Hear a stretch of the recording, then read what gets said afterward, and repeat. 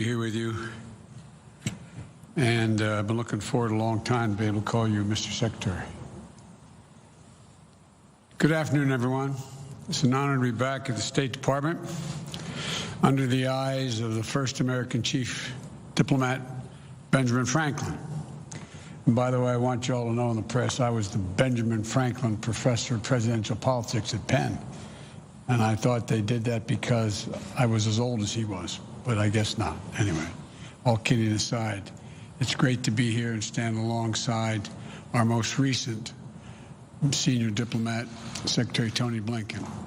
Mr. Secretary, thank you for welcoming us today. We've worked together for over 20 years. Your diplomatic skills are respected equally by your friends and our competitors around the world. And they know when you speak for me. And so is the message I want the world to hear today. America is back. America is back. Diplomacy is back at the center of our foreign policy. As I said in my inaugural address, we will repair our alliances and engage with the world once again, not to meet yesterday's challenges, but today's and tomorrow's. American leadership must meet this new moment of advancing authoritarianism, including the growing ambitions of China to rival the United States and the determination of Russia to damage and disrupt our democracy. We must meet the new moment accelerating global challenges, from the pandemic to the climate crisis to nuclear proliferation, challenging the will only to be solved by nations working together and in common. We can't do it alone. That must be we must start with diplomacy, rooted in America's most cherished democratic values, defending freedom, championing opportunity, upholding universal rights, respecting the rule of law, and treating every person with dignity. That's the grounding wire of our global policy, our global power. That's our inexhaustible source of strength. That's America's abiding advantage. Though many of these values have come under intense pressure in recent years, even pushed to the brink in the last few weeks, the American people are going to emerge from this moment stronger, more determined, and better equipped to unite the world in fighting to defend democracy, because we have fought for it ourselves. Over the past few days, we've been in close cooperation with our allies and partners to bring together the international community to address the military coup in Burma. I've also been in touch with Leader McConnell to discuss our shared concerns about the situation in Burma, and we are united in our resolve. There can be no doubt, in a democracy, force should never seek to overrule the will of the people or attempt to erase the outcome of a credible election. The Burmese military should relinquish power they have seized, release the advocates and activists and officials they have detained, lift the restrictions on telecommunications, and refrain from violence. As I said earlier this week, we will work with our partners to support restoration of democracy and the rule of law and impose consequences on those responsible. Over the past 2 weeks, I've spoken with the leaders of many of our closest friends: Canada, Mexico, the UK, Germany, France, NATO, Japan, South Korea, Australia, to reforming the habits of cooperation and rebuilding the muscle of democratic alliances that have atrophied over the past few years of neglect and, I would argue, abuse. American alliances are our greatest asset. And leading with diplomacy means standing shoulder to shoulder with our allies and key partners once again. By leading with diplomacy, we must also mean engaging our adversaries and our competitors diplomatically, where it's in our interest, and advance the security of the American people. That's why yesterday the United States and Russia agreed to extend the New START treaty for 5 years, to preserve the only remaining treaty between our countries safeguarding nuclear stability. At the same time, I made it clear to President Putin, in a manner very different from my predecessor, that the days of the United States rolling over in the face of Russia's aggressive actions, interfering with our elections, cyber attacks, poisoning its citizens, are over. We will not hesitate to raise the cost on Russia and defend our vital interest and our people. And we will be more effective in dealing with Russia when we work in coalition and coordination with other like-minded partners. The politically motivated jailing of Alexei Navalny and the Russian efforts to suppress freedom of expression and peaceful assembly are a matter of deep concern to us and the international community. Mr. Navalny, like all Russian citizens, is entitled to his rights under the Russian Constitution. He's been targeted for exposing corruption. He should be released immediately and without condition. We'll also take on directly the challenges posed by our prosperity, security, and democratic values by our most serious competitor, China. We'll confront China's economic abuses, counter its aggressive, coercive action to push back on China's attack on human rights, intellectual property, and global governance. But we are ready to work with Beijing when it's in America's interest to do so. We will compete from a position of strength by building back better at home, working with our allies and partners, renewing our role in international institutions, and reclaiming our credibility and moral authority, much of which has been lost. That's why we moved quickly to begin restoring American engagement internationally and earn back our leadership position, to catalyze global action on shared challenges. On day one, I signed the paperwork to rejoin the Paris Climate Agreement. We're taking steps led by an example of integrating climate objectives across all of our diplomacy and raising the ambition of our climate targets. That way we can challenge other nations, other major emitters, to up the ante on their own commitments. I'll be hosting a Climate Leaders Summit to address the climate crisis on Earth Day of this year. America must lead in the face of this existential threat. And just as with the pandemic, it requires global cooperation. We've also re-engaged with the World Health Organization. That way we can build better global preparedness to counter COVID-19, as well as detect and prevent future pandemics, because there will be more. We've elevated the status of cyber issues within our government, including appointing the first Deputy National Security Advisor for Cyber and Emerging Technology. We're launching an urgent initiative to improve our capability, readiness, and resilience in cyberspace. Today, I'm announcing additional steps to course-correct our foreign policy and better unite our democratic values with our diplomatic leadership. To begin, Defense Secretary Austin will be leading a global posture review of our forces so that our military footprint is appropriately aligned with our foreign policy and national security priorities. It will be coordinated across all elements of our national security, with Secretary Austin and Secretary Blinken working in close cooperation. And while this review is taking place, we'll be stopping any planned troop withdrawals from Germany. We're also stepping up our diplomacy to end the war in Yemen, a war which has created a humanitarian and strategic catastrophe. I've asked my Middle East team to ensure our support for the United Nations-led initiative to impose a ceasefire, open humanitarian challenge, and restore long-dormant peace talks. This morning, Secretary Blinken appointed Tim Lenderking, a career foreign policy officer, as our special envoy to the Yemen conflict, and I appreciate him doing this. Tim has lifelong experience in the region, and he'll work with the UN envoy and all parties to the conflict to push for a diplomatic resolution.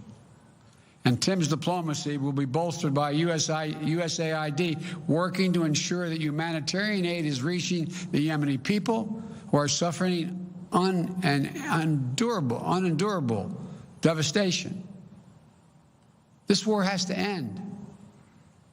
And to underscore our commitment, we are ending all American support for offensive operations in the war in Yemen, including relevant arms sales. At the same time, Saudi Arabia faces missile attacks, UAV strikes, and other threats from Iranian-supplied forces in multiple countries. We're going to continue to support and help Saudi Arabia defend its sovereignty and its territorial integrity and its people. We also face a crisis of more than 80 million displaced people suffering all around the world. The United States' moral leadership on refugee issues was a point of bipartisan consensus for so many decades when I first got here. We shine the lamp of liberty on oppressed people. We offered safe havens for those fleeing violence or persecution. And our example pushed other nations to open wide their doors as well. So today, I'm approving an executive order to begin the hard work of restoring our refugee admissions program to help meet the unprecedented global need. It's going to take time to rebuild what has been so badly damaged, but that's precisely what we're going to do. This executive order will position us to be able to raise the refugee admissions back up to 125,000 persons for the first full fiscal year of the Biden-Harris administration. And I'm directing the State Department to consult with Congress about making a down payment on that commitment as soon as possible. And to further repair our moral leadership, I'm also issuing a presidential memo to agencies to reinvigorate our leadership on the LGBTQI issues and do it internationally. You know, we'll ensure diplomacy and foreign assistance are working to promote the rights of those individuals, included by combating criminalization and protecting the LGBTQ refugees and asylum seekers. Finally, to successfully reassert our diplomacy and keep Americans safe, prosperous, and free, we must restore the health and morale of our foreign policy institutions. I want the people who work in this building and our embassies and consulates around the world to know I value your expertise and I respect you, and I will have your back. This administration is going to empower you to do your jobs, not target or politicize you.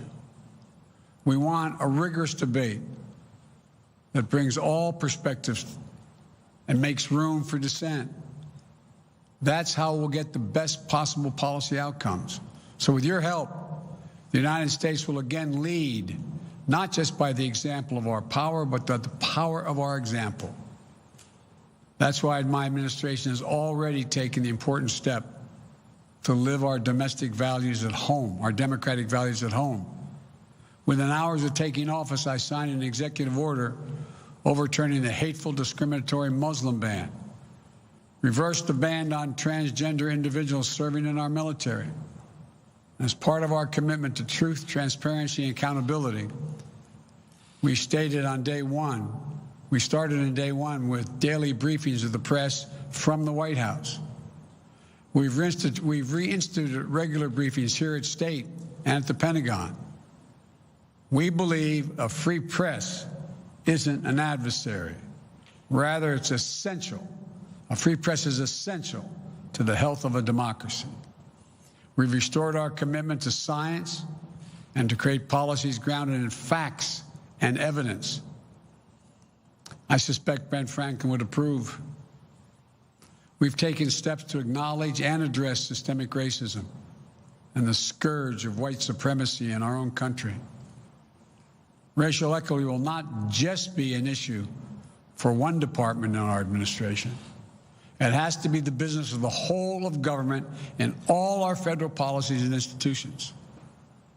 All this matters to foreign policy because when we host the Summit of Democracies early in my administration, to rally the nations of the world to defend democracy globally, to push back the authoritarianism's advance, we'll be a much more credible partner because of these efforts to shore up our own foundations.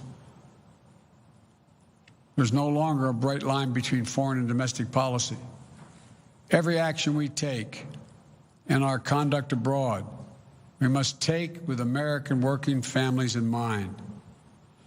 Advancing a foreign policy for the middle class demands urgent focus on our domestic economic renewal. And that's why I immediately put forth the American Rescue Plan to pull us out of this economic crisis. That's why I signed an executive order strengthening our Buy American policies last week. And it's also why I work with Congress to make far-reaching investments in research and development of transformational technologies. These investments are going to create jobs, maintain America's competitive edge globally, and ensure all Americans share in the dividends. If we invest in ourselves and our people, if we fight to ensure that American businesses are positioned to compete and win on the global stage, if the rules of international trade aren't stacked against us, if our workers and intellectual property are protected, then there's no country on earth, not China or any other country on earth, that can match us. Investing in our diplomacy isn't something we do just because it's the right thing to do for the world. We do it in order to live in peace, security, and prosperity. We do it because it's in our own naked self-interest. When we strengthen our alliances, we amplify our power, as well as our ability to disrupt threats before they can reach our shores. When we invest in economic development of countries, we create new markets for our products and reduce the likelihood of instability, violence, and mass migrations. When we strengthen health systems in far regions of the world, we reduce the risk of future pandemics that could threaten our people and our economy. When we defend equal rights of people the world over, of women and girls, LGBTQ individuals, indigenous communities, and people with disabilities, the people of every ethnic background and religion, we also ensure that those rights are protected for our own children here in America. America cannot afford to be absent any longer on the world stage. I come today to the State Department, an agency as old and as storied as the nation itself, because diplomacy has always been essential to how America writes its own destiny. For the diplomacy of Ben Franklin helped assure the success of our revolution. The vision of the Marshall Plan helped prevent the world from foundering on the wreckage of war. And the passions of Eleanor Roosevelt declared the audacious idea of universal rights that belong to all. The leadership of diplomats of every stripe doing the daily work of engagement created the very idea of a free and interconnected world. We are a country that does big things. American diplomacy makes it happen. And our administration is ready to take up the mantle and lead once again. Thank you all. May God bless you and protect our troops, our diplomats, and our development experts, and all Americans serving in harm's way. Going this way. Thank you all.